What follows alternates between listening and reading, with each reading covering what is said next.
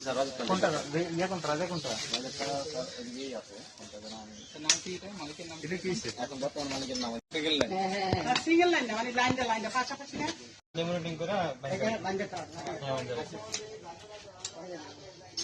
আচ্ছা এটা প্রোডাকশন ওকে দিন ভাই রাজা প্লিজ সেটা কন্ট্রোল করছে বাকিগুলো যেগুলো বকেয়ার জন্য বিচ্ছিন্ন হয়েছে সেগুলো আবেদন ভিত্তিতে পরে পুনঃসংযোগ পাবে।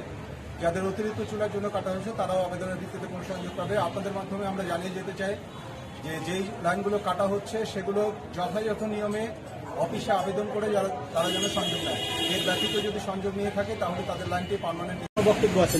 সর্বশেষ গ্রাহকদের উদ্দেশ্যে বাকি যারা এখনো অনলাইন করেন নাই আপনাদের সবার কাছে সম্মানিত গ্রাহকদের কাছে জানিয়ে যাচ্ছি আপনারা দ্রুত অনলাইন করে ফেলবেন এবং বকেয়া বিলগুলো দিয়ে দেবেন।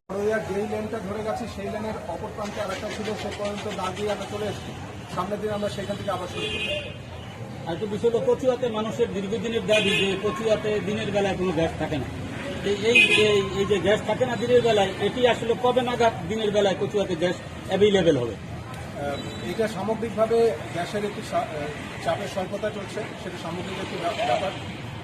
সেটির একটি এলাকা হিসাবে কচুয়ার কিছু অংশ এরকম হয়ে থাকে। আর